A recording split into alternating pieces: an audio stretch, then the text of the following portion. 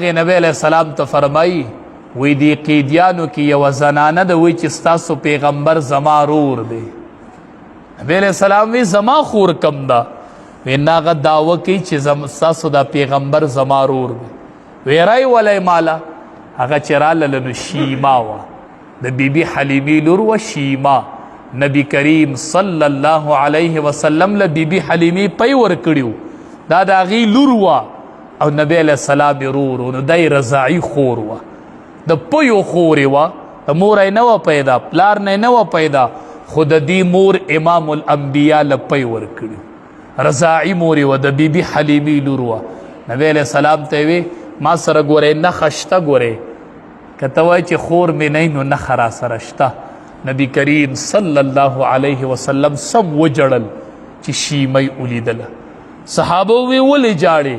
وی ما ته نن خپله مور بیبي حلیمه را یاده شوله، ماله چې هغه پی را کړي ما ته نن هغه مور یادیږي، ما ته نن هغه رشته ټوله مخې مخې ته کېږي، زما د پیو رشته وه، نن زما مخې ته حلیمه یادیږي چې ما شیما ولیدله، چې ما شیما ولیدله، خپله رضاعي خور مې ولیدله.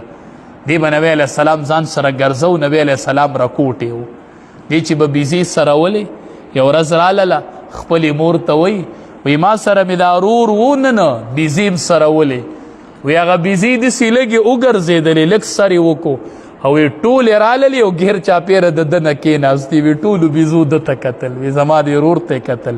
نبی کریم صلی الله علیه وسلم یاده وی ده ته نن ټولو بیزو کتل، وی ګیر چاپېره تی داسې ناستې او د ده دې مخ ته یې نیغ نیغ کتل ټولو بیزو. نو دی به نبی علیه السلام به ورسره و.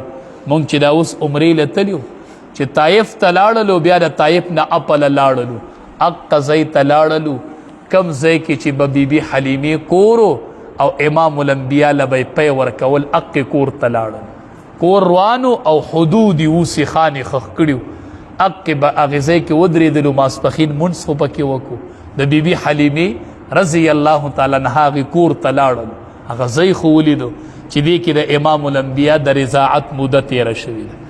بیا هم هغه وادي ولیدله چې نبی علیه السلام لا د پیو په موده کې و، ملایک راللو سینه یې ورله وڅیرله او زړه مبارک یې ورله راویستو، د زمزم په اوبو یې ووینځو.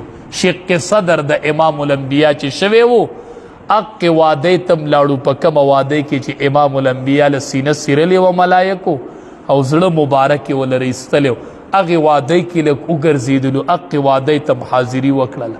د امام الانبیا د پیو هغه موده سړي ته ټوله را یاده شوله چې دې ځای کې به امام الانبیا بچپن ایستلی دی، دې ځای کې امام الانبیا خپل رکوټوالی ایستلی و. نو چې خپله خور یې ولیدله نو په جړا شوې ما ته خپله مور را یاده شوله، ما ته بیبي حلیمه نن مخې مخې ته کېږي، صرف نبی علیه السلام له یې پی ورکړي و، پیدا تې نه نه و، نن تینا مونږ پیدا یو خپل نسبی مور. نسبی مور تا ته روجه کې یاده شوې ده، تا ته خور یاده شوې ده، ته چې خور وویني تا ته مور نه یادیږي چې هغه مړه مور چې مې واغې به د دې خور باندې ډېره مینه وه، نو چې زه لاړ شم چې دا خور ووینمه هغه مور مې په دې خور ډېره مینه وه.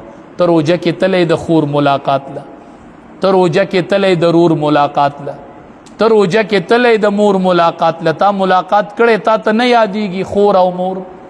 حدیث مبارک کې راځي دوه قدمونه الله ته ډېر خوښ دي، یو هغه قدم چې د فرض مانځه دپاره د کوره اوچت شي، د فرض مونځ دپاره اودس یې کړی او فرض مانځه له اوچت شي، الله پې یوه نیکي ورکوي، یوه ګناه معاف کوي، یوه درجه اوچتوي.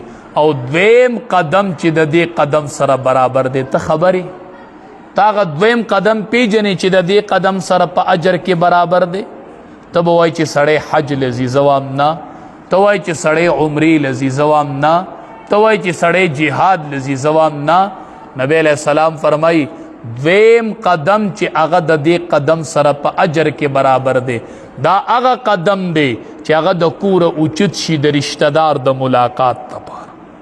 زم چې د رشته دار ملاقات وکم، زم نن ضرور تپوس کومه چې د کوره دا قدم اوچت کې چې زم ضرور کره، یوه ګناه الله معاف کوي